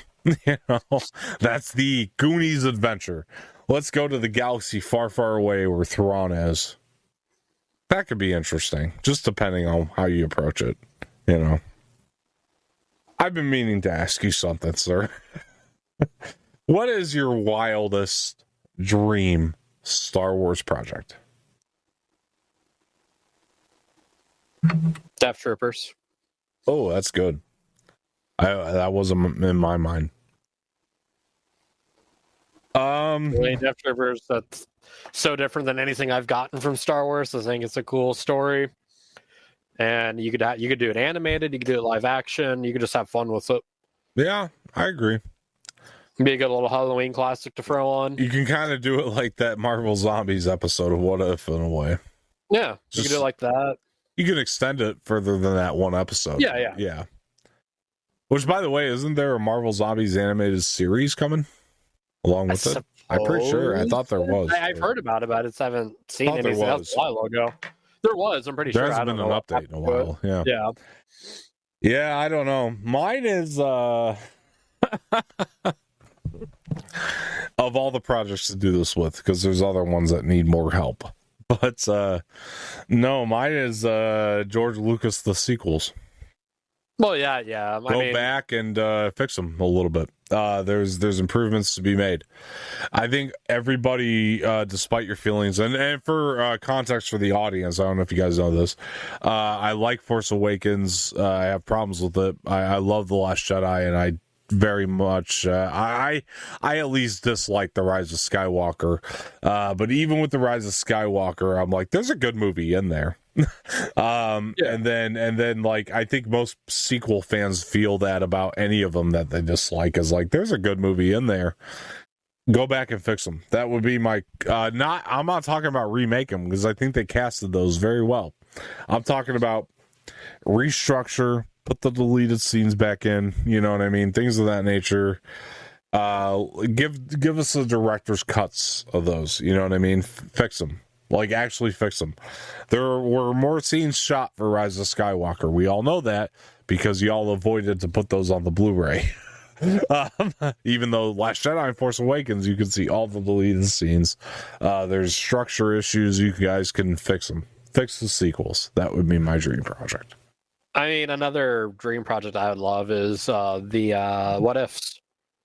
Yeah, What If is a good one. I think we all like if they did the Vader with the white armor. Yeah, when he goes back to being Anakin after Return of the Jedi. Yeah, that'd be a cool story to see adapted, especially in the Clone Wars art style. Oof, that armor and that art style would be so good. It would have been my dream project, but the problem, or not the problem, the thing about that is I'm confident that's still going to happen. You know what I mean? Yeah, I'm not discrediting that Death Troopers wouldn't happen. I could see them easily doing like how they did Werewolf by Night. Yeah, like it was a more horror Marvel story. It was mature. Geez, ladies and gentlemen, we're at the smoker section of the show. Go ahead. You could even do it black and white, like they did Werewolf by Werewolf by Night, to cover up some of the gore and all that. I could see them doing it. I would love to see that. No, for sure. I love your idea of the White Vader. That's something I've always wanted to see in general. Yeah, no, my crazy project would be to fix the sequels. And again, when I say fix them, I mean just recut them, just a recut of them. And then my second would actually be, it might be a cheat because it's very much in the same vein. But fix the shows or Obi-Wan. Go fix Obi-Wan. Not like that fan edit that came out. No, because that one was poor too. It's better, but it's poor. No, like not the one that came up. The one that dude's working on right now. Oh, the one the guy's working on. Yeah, similar to that. Yeah, I think you can go fix that show. And I'm not saying cut anybody's role. By the way, I'm not talking about like cut Reva out of it or anything. Like expand on it. I don't know. Yeah, like don't do an Obi-Wan season 2. Get Ewan back and Hayden back to just reshoot stuff and do a better cut of it. Like, I don't know why they would even be hesitant to that when George did that shit all the time, Like, how many different additions and changes has George made to his movies to quote-unquote make them better?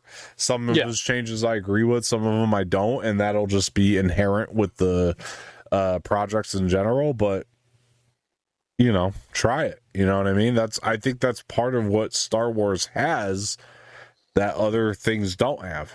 And in my opinion, you can do that inherently because of Star Wars is kind of known for that shit, And I think like, oh man, I would love it if next year on the 10th year anniversary of Force Awakens, I don't have my hopes up for it, but 10th year anniversary of Force Awakens, we got a longer cut of it. I mean, that'd be dope. Longer cut, recut, structured differently. There was one editor that did Force Awakens just a little bit differently. Some people would argue it's the best movie of the trilogy. I don't, but some people would, and that's fair. But they did a recut of it where Starkiller Base happened after Kylo was on the bridge and after he killed Han Solo, like that disaster. And it actually does make, in terms of storytelling, like it does make the movie a little bit better because you're thinking about Kylo Ren. Like, it's so much cooler to think that he is on the bridge contemplating everything he's doing. Like, they're just not only killing Han, but the destruction of planets adds so much more emotional weight to that scene. You know what I mean? Like him on the bridge walking back and forth. I don't know. That's one of mine.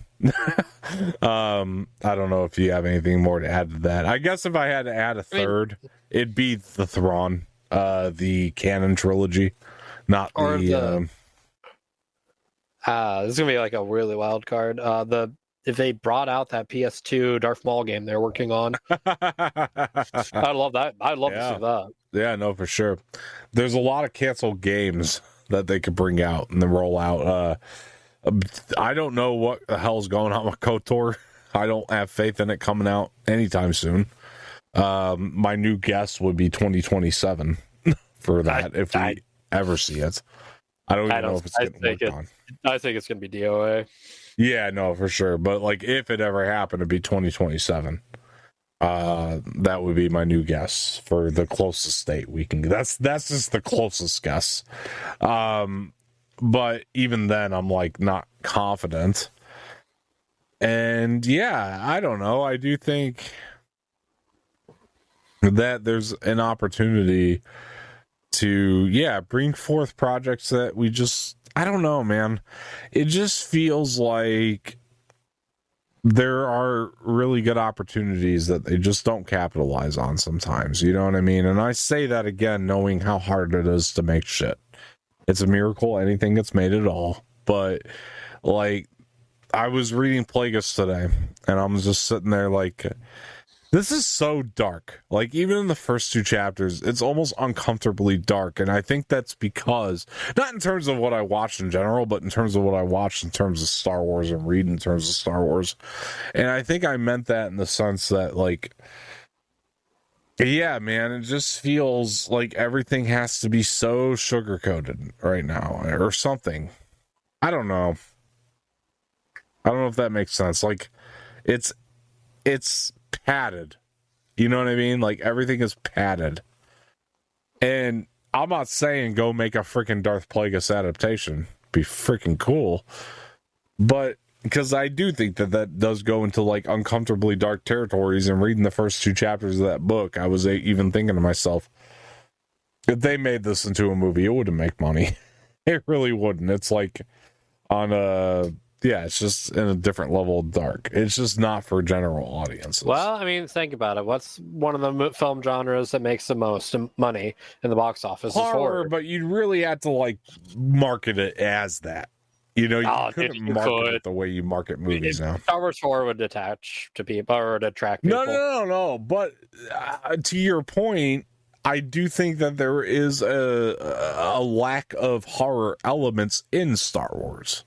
Like, to your point, like, I think about something like Dune 2. Let's talk about Dune 2 specifically. PG-13 film, made for the masses, made money, made a profit. Fade Routha's in that film. You know? Yeah. So, I'm not saying don't put Plagueis in a project. Definitely do that. I think when I'm talking about Plagueis, and you'll read it eventually, because I do plan on doing a video with that with you at some point. We'll do a video on that. What I'm talking about with Plagueis is we're talking like A24 dark. You'll read the first 2 chapters and know exactly what I'm talking about. I feel like I'm looking in a window at something I shouldn't be looking at, which is what A24 specializes in. I don't think they should do that. I'm not even asking for that. But when I'm reading something like this, Thrawn Alliances, great example. Very dark, still. A lot of dark areas in that book. But still but very fleshed out, very well written.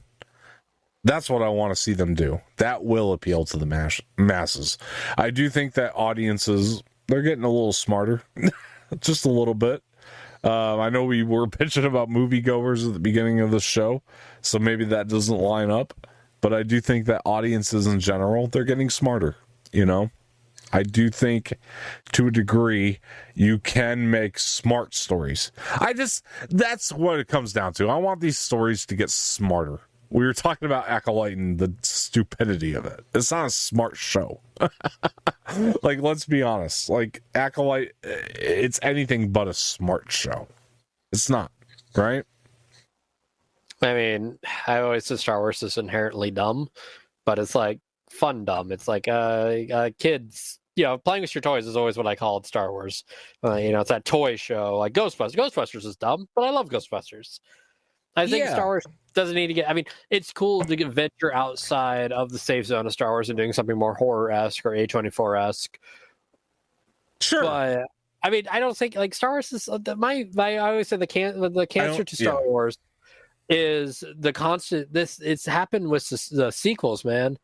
It did. I know what you're gonna say too, but yeah, go ahead. The mysteries that they always do, like watch A New Hope, man. Like it starts off starts off with Farm Boy. Farm Boy has a special ability. He goes off, fights the Empire. Yeah, classic fairy tale. Second movie, Farm Boy, bad guy, his father. I'm not going to go through all the movies, but there's no mystery to it. It's just a cut and dry story. There's no who is this character? What's their backstory? I agree. It's fun. And that's the mystery of it. I hate it. And Acolyte's very guilty in the mystery. And then Mando did the mystery of Grogu, and that paid off. But still, it's like, man, quit doing this mystery. The Force using guy, the little kid, the baby that could use the Force used to be a Jedi. Ooh, it did. Shocker. But like, I hate this mystery thing. They even do it in Ahsoka. Like Ahsoka, I'm going to give it a chance because that show's been good. But there's still that mystery of what's going on with Balin. It's like, Balin's best thing they do. But I hate this. Like, outside of Andor, the cancer to Star Wars there's not really a mystery to Andor too. That's the best part. There's a little with I forget his name. You know what I'm talking about. Skarsgård's character. Yeah. There's a little bit of mystery of what's his backstory. That's what I was going to get to. There's a little bit to it. Andor does have mystery. Hang on though, because Andor does have mystery. The difference is you got a writer that knows how to pay it off. I'm not against mystery in Star Wars. I'm against them doing mystery in Star Wars with writers that don't know how to pay it off.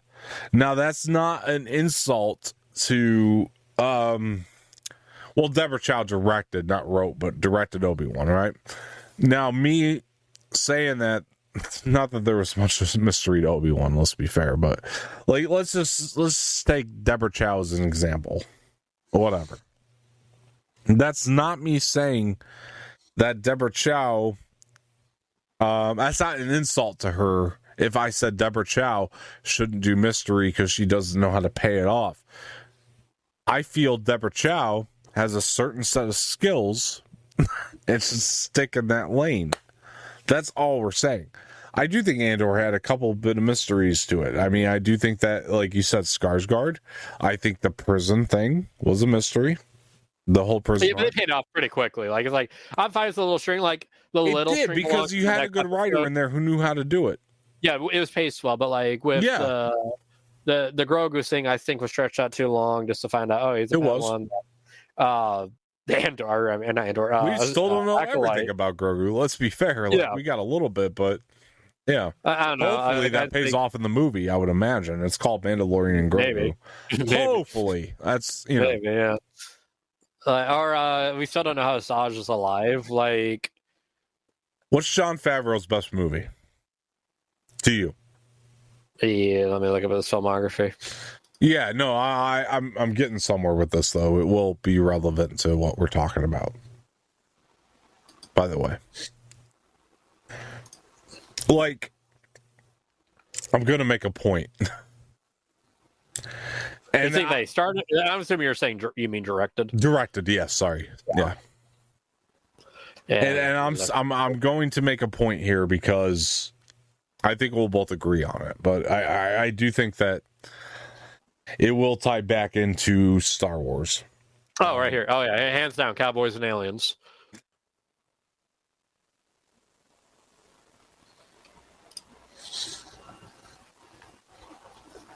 Yeah, kind of like Cad Bane. Hold it! What the hell is that shit? Iron Man. Anyway, I think we both agree it's Iron Man. The first one, and it goes back into what Empire was. There was a twist, but it wasn't tied into a mystery. Now the twist in Iron Man is Obadiah's the villain, and the twist in Empire is that Vader's his father. Right, when people first saw that, and that's what I'm talking about. Like, I still think Star Wars needs to be predicated on surprise, but not necessarily mystery. Does that make sense? Like, there's a surprise versus mystery element. Yeah. And Favreau, by the way, again, I think I will not deny that what he did with the first two seasons of Mando, I can go back and watch, especially season 2, man, was amazing. Yeah, it was fun. What he did with those first 2 seasons of Mando was great, and it felt like such great Star Wars again. At least, like, Mando 1 and 2 felt like, oh, Star Wars on a small scale. You know, we're focused on character, we're slowing down in the best way possible, and everybody was in on those first 2 seasons. But you're right. I thought when they introduced Grogu in the first episode of Mandalorian, that was Star Wars' saving grace. I was like, oh, it's we're back, you know. And then they're still, let's be fair, still figuring out how to pay all of that off to some degree. And I'm worried about him paying that off in the Mando and Grogu film, because again, let's go back to Jon Favreau's greatest mystery. His greatest mystery is that Obadiah is a villain. It's in Iron Man 1. You know what I mean? And how he paid that off was great. But it wasn't as much of a mystery as much as it was a twist. You know what I mean? Yeah, no, I get you.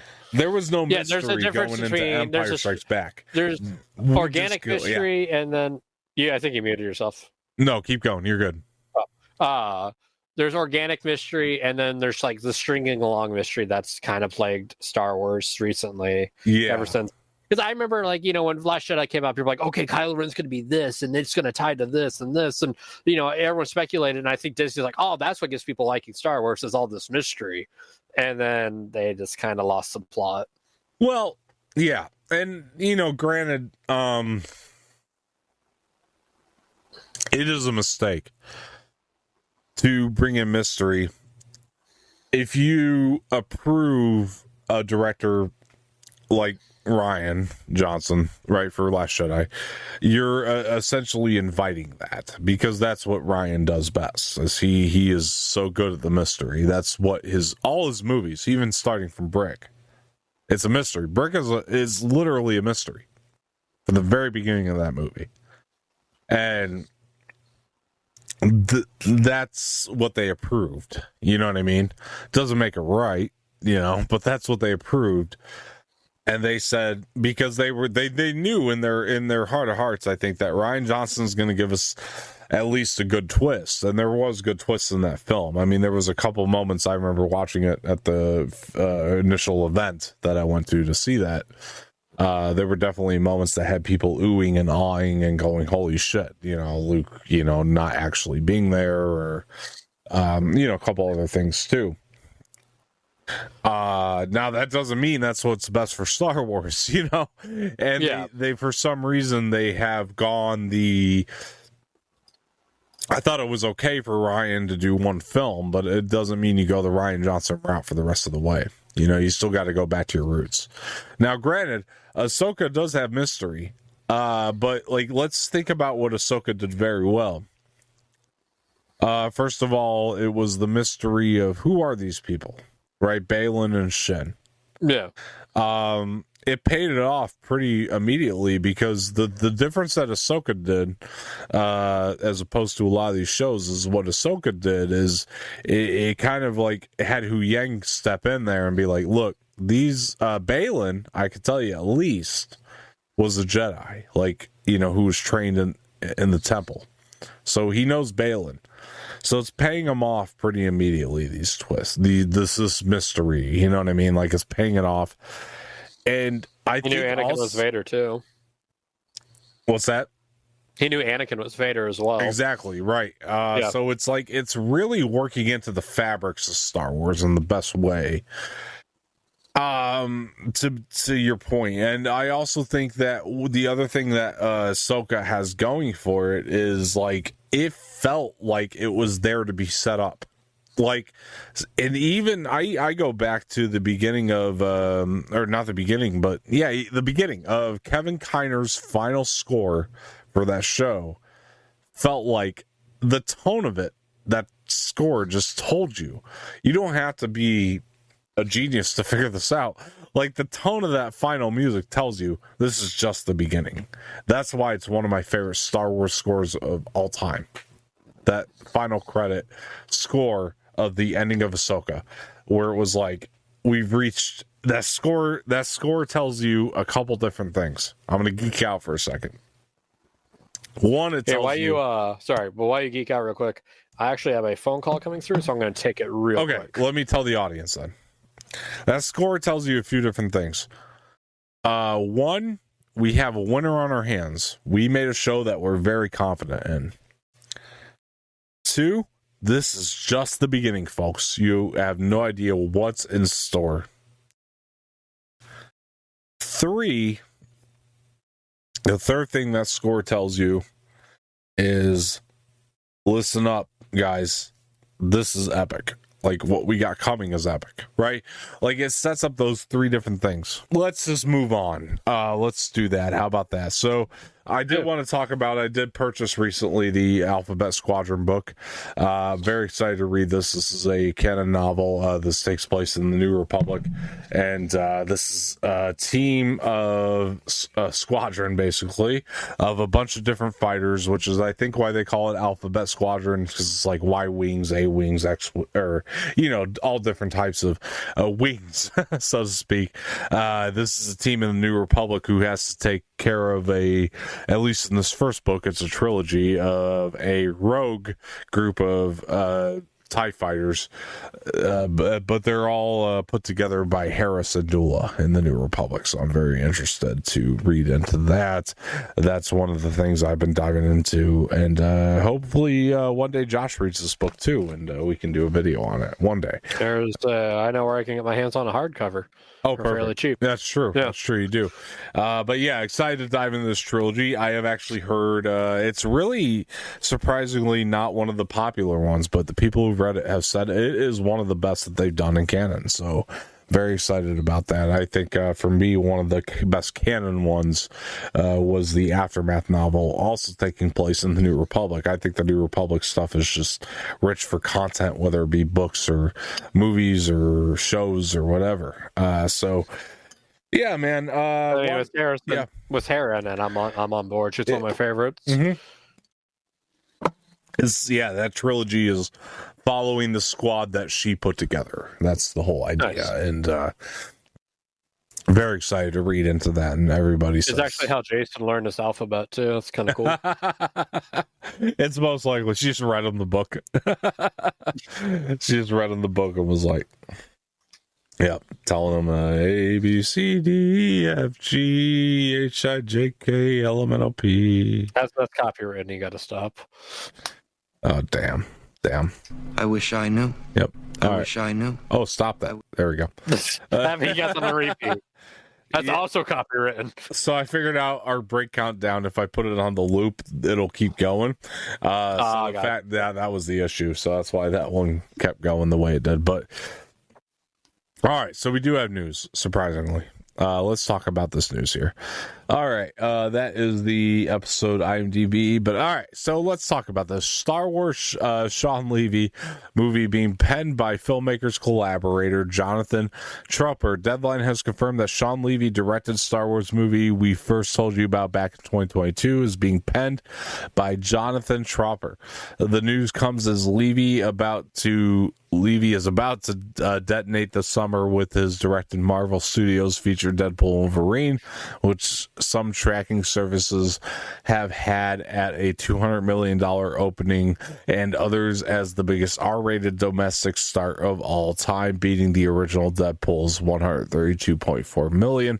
Tropper has a long history with Levy, having written his Netflix movie, The Adam Project, a movie I quite liked, by the way, which starred Deadpool's Ryan Reynolds. He also wrote the Levy directed Warner Brothers 2014 comedy or dramedy, This Is Where I Leave You, and the 2017 Netflix dramedy Kodachrome, which Levy produced, not directed, under his 21 Laps banner. Josh, what do you got on this?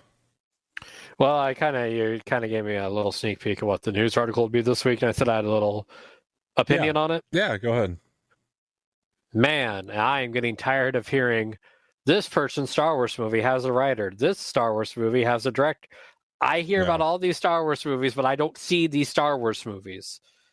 Where's Taika's Star Wars movie? Where is Yeah. Rian Johnson's trilogy? I'm not saying I want these movies. I'm not saying that they're never happening. It's just, where are they? I keep hearing this person's movie, this person's movie. Where's the movies? I think that this one, what's interesting about Shawn Levy's is that it's the one that's gone off without a hitch, rather quietly, rather, but it's kind of gone on without a hitch. Like, it's really moving. Like, there's not been a lot of backlash toward it. You don't hear a lot of any certain side of the fandom going after this one in any kind of way, and it's just kind of running smoothly. That on top of that, the reason I'm excited for this is Shawn Levy's got a really good filmography. Like, totally great filmography, and every project that this guy is set to make, he's made, you know? Like, you can pick on the Taika thing, but Taika's had behind the scenes stuff. Like, we've heard about a little bit of the Love and Thunder stuff on the Marvel side.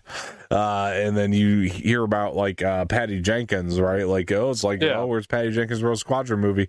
Patty Jenkins has also been known for having behind the scenes issues. Like, you look at, she was actually another Thor movie supposed to do the second Thor film, Dark World. Ended up not working out because of creative differences, whatever, you know? Levy is one of those guys, man, when he comes in, he gets the job done. Now, the issue with this is I don't know what his film entails. From my understanding, his film will also, and I don't think it's to a big degree, but it's also going to be post Rise of Skywalker, will include Rey, from my understanding of the rumors that are circulating. But other than that, I don't know anything about his film. That also kind of excites me to a degree, because it's like, this isn't a film that's predicated on anything. Like, when we think of the projects that we have right now, we got James Mangold, who's super effing busy. He's got to do his Bob Dylan film and swap thing, right? And then he's got to somehow execute Dawn of the Jedi, which we know what that's going to be about. The beginning of the Jedi. It's predicated on something. Dave Filoni is predicated on Heir to the Empire, or the continuation of Ahsoka, or the wrap up of the New Republic era. So his film's predicated on a lot. My point, Josh, was that in contrast to all that, we don't have anything predicated on Shawn Levy's movie. That's what I do like. But to your point, I have to say, like, I am tired of projects getting announced and not working out to panning out. So yeah.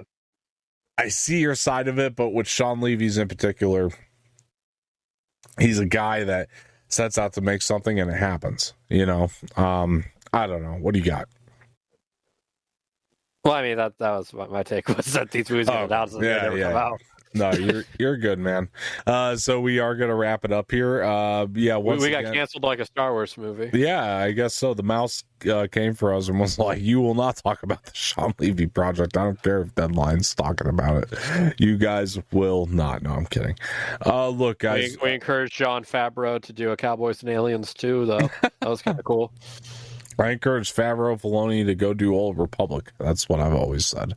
I think that they'd be great at it if they could ever get their hands on it and make it happen somehow. I think Favreau's a fan of Old Republic, considering that first episode of season 2 of Mandalorian, which he directed as well, which was great, and it felt like it was just right out of that Tusken Raider mission of Old Republic. But anyway, guys, look, thank you guys so much for joining. We do hope, despite our hatred, we don't want anybody to dislike anything, so we hope that you guys did enjoy the latest episode of Acolyte, and let us know your take on it, for sure. We might not have liked it, but that doesn't mean that you have to have the same opinion. It's all subjective, and I'm sure that you have a way to enjoy it, and I've heard many different takes on it. And we're just two random dudes that happen to be friends just talking about a show. Yeah, exactly. We're just don't follow our example.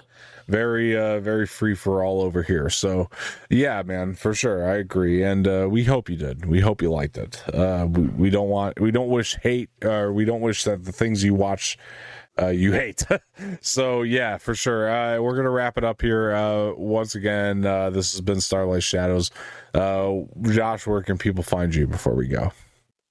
On Rashomon, apparently. yeah, that's the show I'm on now. I'll have to look for you in that movie again. Yeah. Look in the audio commentary; it should pop up. I'm the guy who just doesn't seem to be there. I'm the silent commentator. But no, I'm working on another show. That's coming along. It'll come out when it comes up. I'm excited for it. Yes. Very. It's Chinese democracy. Yeah, exactly. No, it really feels like it. And I, you know what though? I like that album, so it was worth the wait. Me for too. I think you and I discussed album. that. We are the two fans of that album for some reason. Yeah, I like it a lot. Me too. Same. All right, so cool. You guys can find me on Twitter or on X at Dom_Martino_ on Instagram, Dom_Martino_ official. Please make sure we didn't mention this, but follow us on the Extract Media podcast feed on Spotify and Apple Podcasts. Much appreciated. This has been Starlight Shadows. I am Dom Martino. That is Josh Richards, and we will talk to you guys later. Wah. See ya.